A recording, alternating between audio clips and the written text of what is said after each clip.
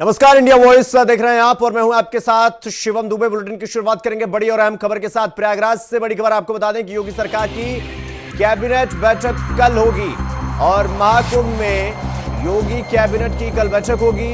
मंत्रियों के संगम नगरी में पहुंचने का सिलसिला जारी हो गया है, तो 7 जिले धार्मिक क्षेत्र में शामिल होंगे और integrated command and control centre में यह बैठक होगी। तो आपको बता दें कि 22 जनवरी को प्रयागराज में महाकुंभ के दौरान योगी सरकार की कैबिनेट बैठक आयोजित होगी। सभी मंत्रियों को आज ही प्रयागराज पहुंचने के निर्देश दिए गए हैं। तो बैठक सुबह 11 बजे से शुरू होगी और जिसमें धार्मिक क्षेत्र के गठन पर मुहर लगने की संभावना है। इस बैठक में 7 जिलों जिसमें प्रयागराज, वाराणसी, चंदौली, गाजीपुर, जौनपुर, मिर्जापुर और भदोही को धार्मिक क्षेत्र में शामिल किया जाएगा। तो बैठक के बाद मंत्री संगम में डुबकी भी लगाएंगे। Integrated command and control centre में ये महत्वपूर्ण बैठक होगी। महाकुंभ में होने वाली योगी कैबिनेट में कई महत्वपूर्ण फैसले लिए जाने की संभावना है। तो ये बड़ी खबर हम आपको बता रहे हैं। कल महाकुंभ में योगी कैबिनेट की बैठक और उसके बाद त्रिवेणी संगम में स्नान। तो इस बैठक में बड़े फैसले लिए जा सकते हैं।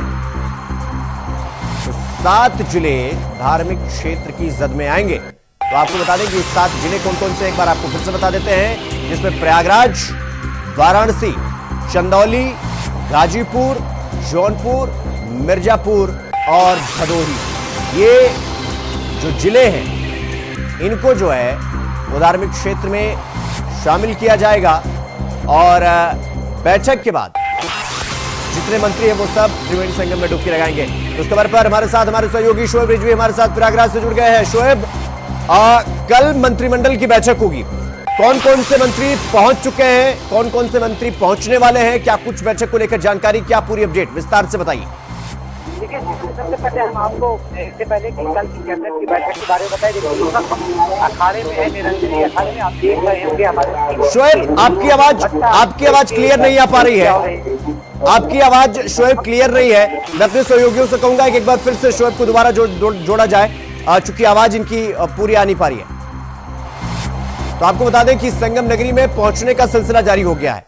तो सभी जितने भी मंत्री हैं वो इस बैठक में शामिल हैं और प्रयागराज पहुंचने का सिलसिला शुरू है। और इस बैठक में क्या कुछ महत्वपूर्ण निर्णय लिए जाएंगे, फैसले लिए जाएंगे। इंटीग्रेटेड कमांड और कंट्रोल सेंटर में ये बैठक होगी जो हम आपको बता रहे हैं। और कुल जिले जो है मतलब लगभग 6-7 जिले हैं, प्रयागराज, वाराणसी, चंदौली, गाजीपुर, जौनपुर, मिर्जापुर, भदोही।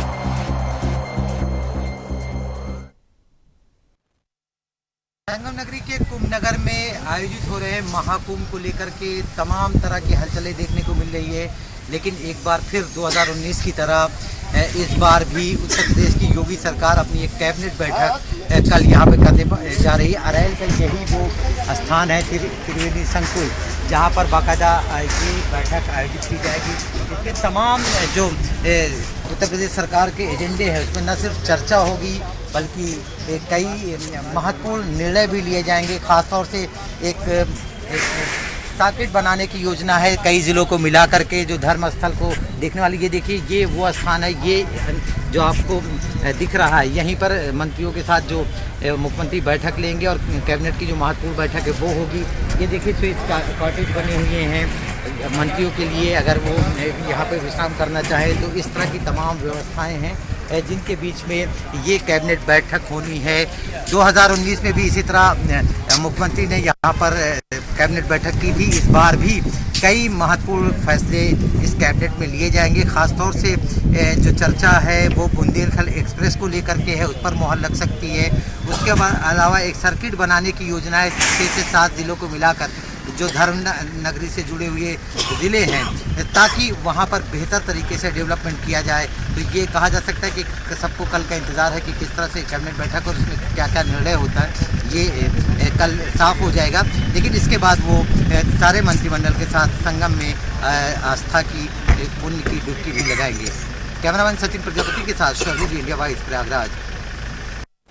तो हमारे सहयोगी शोएब हमारे साथ जुड़ गए हैं। शोएब, मेरी आवाज सुन पा रहे हैं आप?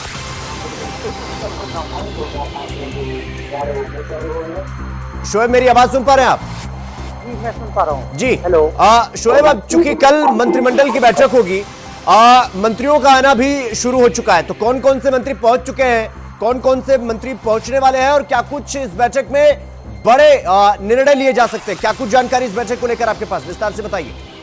देखिए शिवम, सभी 54 मंत्रियों को इसमें आमंत्रित किया गया है। हालांकि दोनों डिप्टी सीएम और मुख्यमंत्री के अलावा तमाम जो मंत्री हैं उनके क्रम के बारे में कि कल 12 बजे ये बैठक होगी, तो उम्मीद की जा रही है कि ज्यादातर मंत्रियों का जो आना होगा वो सुबह में ही उनका आगमन होगा। हालांकि कुछ मंत्री पहले से या चाहे नंदगोपाल गुप्ता हों या और भी कुछ मंत्री हैं जो संगम में भी प्रयागराज में हैं, लेकिन सर मंत्रियों को कल क्योंकि 12 बजे से बैठक होगी उससे पहले यहाँ पर पहुँचेंगे। सबसे पहले अरैल के इलाके में जो बैठक स्थल है वहाँ पर जो अस्थायी सर्किट हाउस बनाया गया है वहीं पर ये बैठक होगी। वहाँ पर तमाम चीजों पर चर्चा होगी, लेकिन मुख्य जो एक तरह से कह सकते हैं कार्यक्रम है वो संगम में अपनी कैबिनेट के साथ मुख्यमंत्री आदि के साथ स्नान करेंगे, पूजा अर्चना करेंगे। तो ये एक महत्वपूर्ण बात रहेगी। हालांकि जो बैठक का एजेंडा है उसमें बुंदेलखंड एक्सप्रेस को लेकर के हीरो को मिलाकर के सर्किट बनाने की योजना है, उस पर मुहर लग सकती है। इस तरह की तमाम योजनाएं हैं जिन पर कैबिनेट चर्चा होगी, उस पर फाइनल निर्णय भी हो सकता है। लेकिन इससे ज्यादा महत्वपूर्ण होगा कि कल की तरह ही कैबिनेट मंत्री जो उत्तर प्रदेश सरकार के है वो मुख्यमंत्री के नेतृत्व में मां गंगा की त्रिवेणी में स्नान करेंगे और उनसे आशीर्वाद प्राप्त करेंगे। शोएब, चूंकि अब कल बैठक होगी और इसके बाद कहा जा रहा है कि जितने भी मंत्री हैं वो सब त्रिवेणी संगम में स्नान भी करेंगे, और क्या कुछ कार्यक्रम है, मतलब बैठक के बाद क्या कुछ कार्यक्रम रखा गया है मंत्रियों के साथ में, और वहां पर मुख्यमंत्री चूंकि मौजूद ही रहेंगे तो और क्या कुछ कार्यक्रम रखे गए हैं, इसको लेकर कोई जानकारी? उनका मुख्य जो भी कार्यक्रम है सबसे पहले वो अरैल में 12 बजे से कैबिनेट बैठक करेंगे और उसके बाद बैठक के बाद संगम में स्नान करेंगे। वहाँ पे जो लेटे हनुमान जी है उनके दर्शन करेंगे, अच्छे बैठे वहाँ पे दर्शन करेंगे, पूरा धार्मिक कार्यक्रम रहेगा और उसके बाद भोजन करेंगे। तो इस तरह का यही इनका मुख्य कार्यक्रम रहेगा। सबसे महत्वपूर्ण है कैबिनेट बैठक और उसके बाद गंगा में स्नान और पूरे कैबिनेट के साथ स्नान करना ये भी अपने आप इस तरह से महत्वपूर्ण रहेगा। उत्तर प्रदेश की पूरी सरकार अगर कहें तो कल संगम नगरी को नगर में रहेगी, जिसमें सभी मंत्रियों को आमंत्रित किया गया है। तो उम्मीद की जा रही है कि ज्यादातर मंत्री यहाँ पे मौजूद रहेंगे और कैबिनेट की बैठक के साथ ही इस स्नान पर शामिल होगी। ये एक महत्वपूर्ण बात रहेगी, दो महत्वपूर्ण कार्यक्रम में पूरा कैबिनेट शामिल होगा। हाँ शोएब, अब चूंकि ये कहा जा रहा है कि ये जो 7 जिले हैं प्रयागराज, वाराणसी, चंदौली, गाजीपुर, जौनपुर, मिर्जापुर और भदोही, ये धार्मिक क्षेत्र में शामिल किया जाएगा इन जिलों को। धार्मिक क्षेत्र में शामिल करने से क्या फायदा होगा और इन जिलों को क्यों, मतलब धार्मिक क्षेत्र में इनको क्यों मतलब ऐड किया जा रहा है या शामिल किया जा रहा है?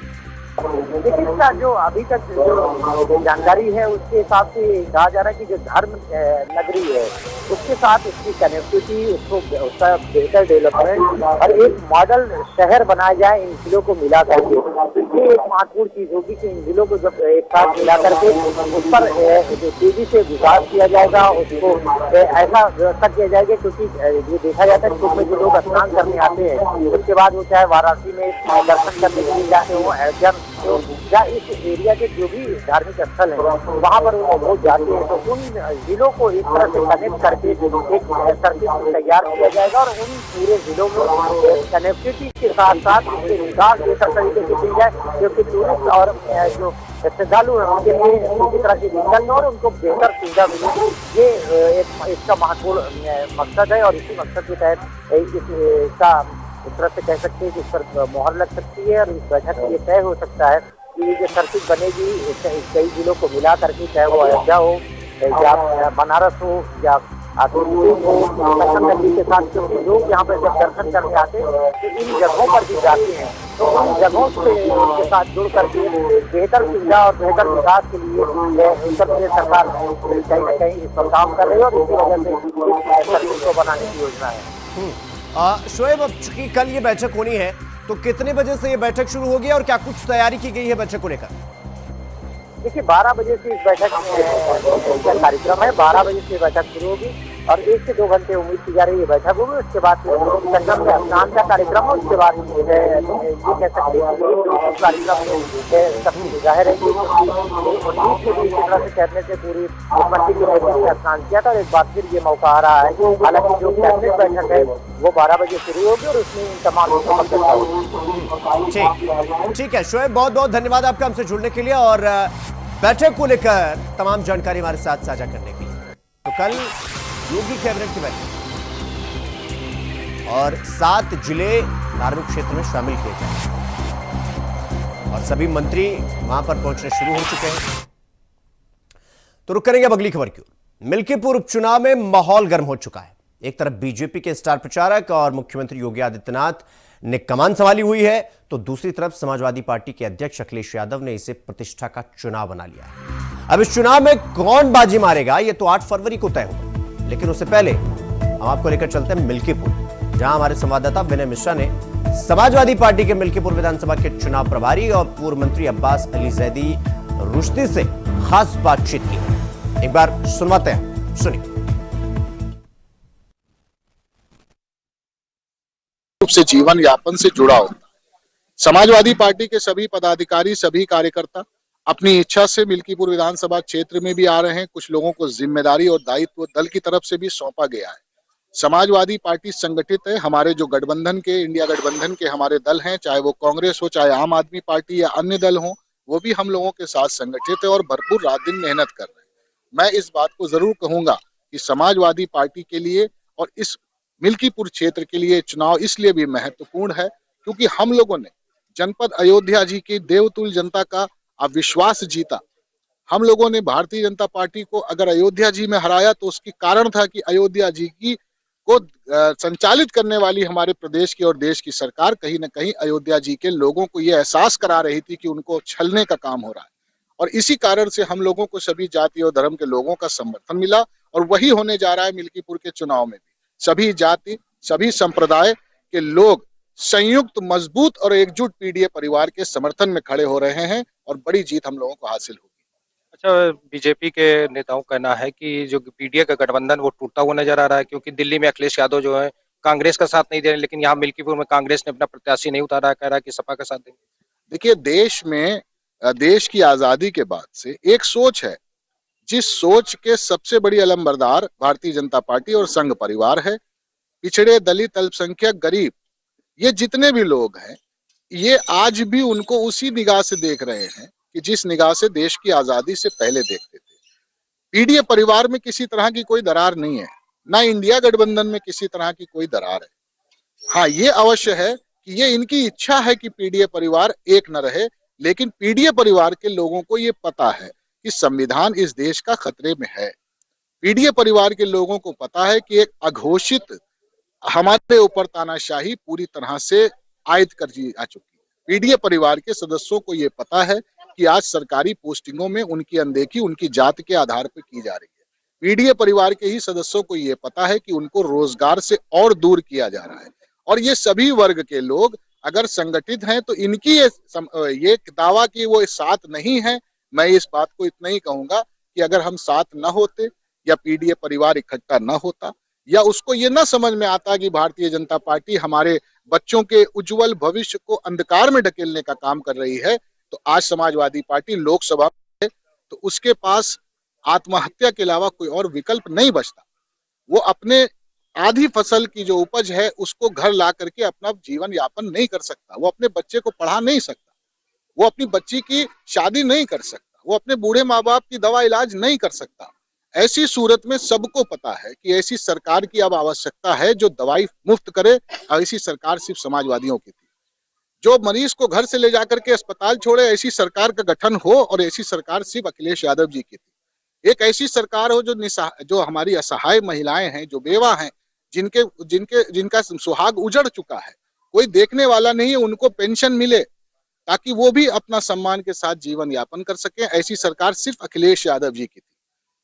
बेरोजगारों को नौकरी मिले, प्रदेश एक ऐसा प्रदेश बने कि एक आदर्श प्रदेश माना जाए पूरे देश में, ऐसी व्यवस्था हो। ऐसी व्यवस्था सिर्फ अखिलेश यादव जी कर सकते हैं। इसलिए सभी वर्ग के लोगों का, खास तौर पे न किसान की कोई जाति और धर्म है, ना नौजवान की कोई जाति और धर्म है। इसीलिए मैं कहूंगा कि सारे किसान संगठित हैं, सारे नौजवान संगठित हैं, आदरणीय योगी जी की सरकार के खिलाफ संगठित हैं और आदरणीय अखिलेश यादव जी की सरकार का पहला पत्थर।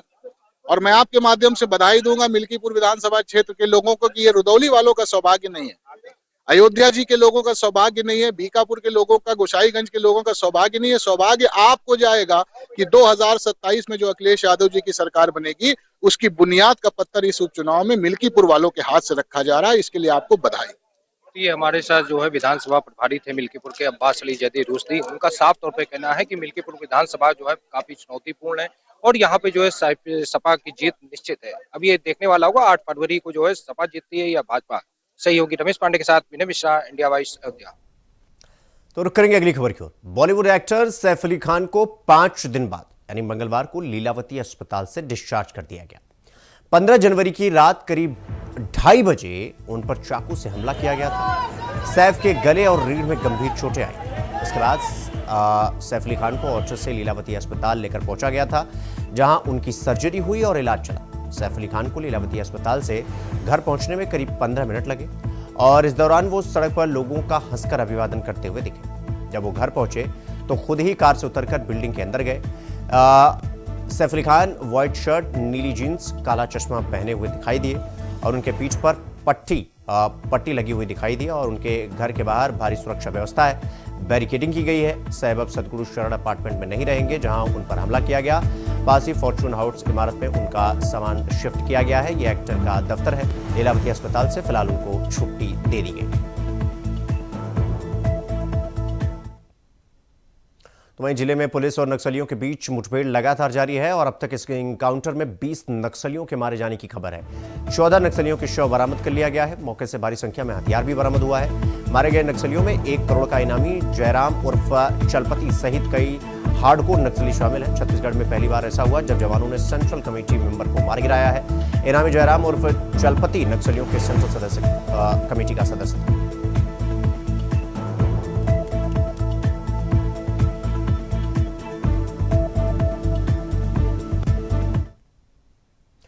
तो अगली खबर आगरा से है, जहां आगरा कमिश्नरेट पुलिस के द्वारा ऑपरेशन क्लीन चलाया गया। आपको बता दें कि ऑपरेशन क्लीन के तहत आगरा में अपराधियों के खिलाफ लगातार कार्रवाई की जा रही है।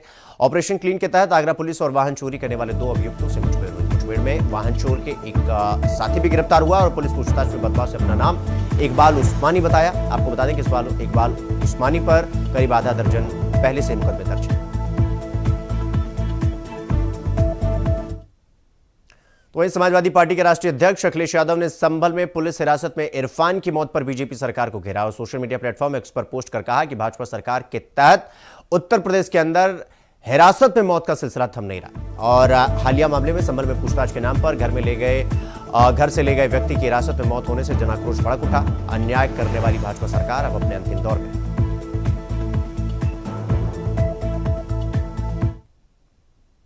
तो वहीं समाजवादी पार्टी बड़े ही धूमधाम से 24 जनवरी को कर्पूरी ठाकुर जयंती मनाएगी। आपको बता दें कि जयंती मनाए जाने को लेकर सपा प्रदेश अध्यक्ष श्यामलाल पाल ने सभी सांसद, विधायक और नेताओं को निर्देश जारी किया।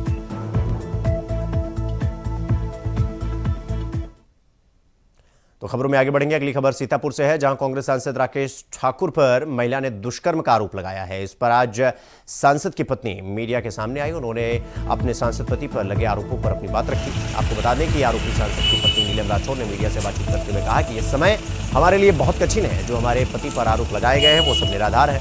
मुझे अपने पति पर पूरा भरोसा है, वो सही है और हर मायने में लोगों की मदद करते हैं। कोर्ट पर पूरा भरोसा है हमें और कोर्ट में न्याय जरूर देगी। इस समय हमारे लिए दुखद घटना है। जो हमारे पति पर आरोप लगाए हुए हैं वो सब निराधार हैं और मुझे अपने पति पे पूरा भरोसा है, सांसद जी पे पूरा भरोसा है और वो सही है। हर मामले में लोगों की मदद करते हैं और मुझे कोर्ट पे पूरा भरोसा है। कोर्ट हमको जरूर न्याय देगी। हम ठीक हैं तो जरूर हमारे पक्ष में होंगे। तो अगली खबर मथुरा से है, जहां यूपी सरकार की सख्ती के बाद मंदिरों की नगरी में मीट और अंडे की बिक्री पर पाबंदी भले है, लेकिन इसे खाने के शौकीन की कमी नहीं है। मीट खाने के शौकीन उन्हें मंगवाने के लिए हर तरह से जुगाड़ निकाल लेते हैं। आपको बता दें कि अब दुकानों की बजाय नॉनवेज ऑनलाइन मंगवाया जा रहा है। डिलीवरी बॉय इन्हीं श्रद्धालुओं तक आसानी से पहुंचा भी रहे हैं, लेकिन कुछ ऐसे भी डिलीवरी बॉय हैं जिन्हें नॉनवेज की डिलीवरी करना पसंद नहीं है। गंभीर बात तो यह है कि दर्शन करने वाले श्रद्धालुओं द्वारा नॉनवेज का ऑर्डर दिया जा रहा है, और ऐसे ही एक कंपनी में डिलीवरी बॉय का काम करने वाले युवक ने धर्म नगरी में चिकन की डिलीवरी से आहत होकर नौकरी छोड़ दी। कंपनी द्वारा दी गई टी-शर्ट उतारकर सड़क पर फेंक दिया। इसका एक वीडियो सोशल मीडिया पर वायरल हुआ।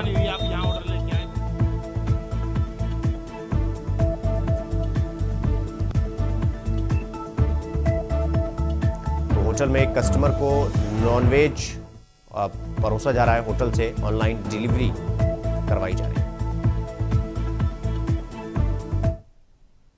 तो अगली खबर फतेहपुर से है, जहां राजकीय बालिका इंटर कॉलेज बिंदकी की बस कानपुर ITI कॉलेज जा रही थी, तभी शिवली नदी के पास खड़े ट्रॉला में जा घुसी। हादसे में लगभग 12 छात्राएं घायल हो गई हैं और एक की हालत गंभीर भी बताई जा रही है। सूचना के बाद एम्बुलेंस मौके पर नहीं पहुंची। ग्रामीणों ने घायल को पिकअप गाड़ी से कानपुर अस्पताल भेजा। तो खबर बुलंदशहर से है, जहां सिकंदराबाद की बैटेक्स इंजीनियरिंग कंपनी में गैस रिसाव होने से बड़ा हादसा हो गया। हादसे में 2 लोगों की मौत भी हो गई, तो वहीं तीसरे व्यक्ति को बेहोशी की हालत में अस्पताल में पहुंचाया गया। आपको बता दें कि कंपनी में ओपनिंग से पहले ट्रायल चल रहा था और इस दौरान गैस रिसाव होने से यह हादसा हुआ।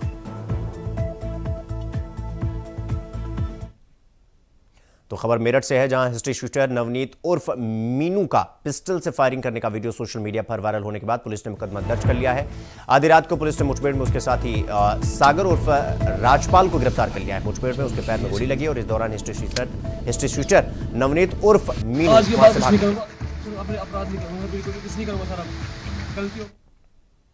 तो अगली खबर अलीगढ़ से है, जहां पुलिस ने पीतल की मूर्तियां चोरी करने की घटना का खुलासा किया है। पुलिस ने चोरी के आरोपी को गिरफ्तार किया है, जिसके पास से पुलिस ने 50 किलोग्राम की पीतल की मूर्तियां बरामद की है। आपको बता दें कि पुलिस ने आरोपी को मथुरा बाईपास से गिरफ्तार किया है। इसका खुलासा ASP ने अपने प्रेस कॉन्फ्रेंस में किया।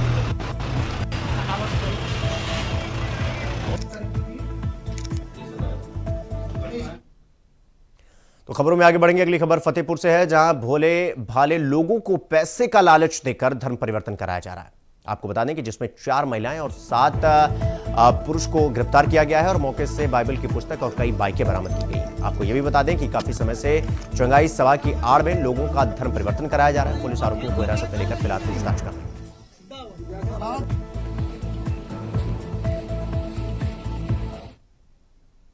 तो अगली खबर सीतापुर से है, जहां महाकुंभ को लेकर सपा कार्यकर्ताओं ने भ्रामक ट्वीट किया और इस ट्वीट मामले ने सोशल मीडिया पर अब तूल पकड़ लिया है। आपको बता दें कि बिस्वा विधानसभा से पूर्व छात्र सभा अध्यक्ष श्याम यादव ने भ्रामक ट्वीट किया था, जिसमें अखिलेश यादव और योगी आदित्यनाथ की तस्वीर लगी थी। इस मामले में श्याम यादव और सैकड़ों का शिकायतों पर पुलिस ने संज्ञान लिया और पुलिस ने भ्रामक और आपत्तिजनक ट्वीट करने वाले सपा कार्यकर्ता को गिरफ्तार कर जेल भेज दिया।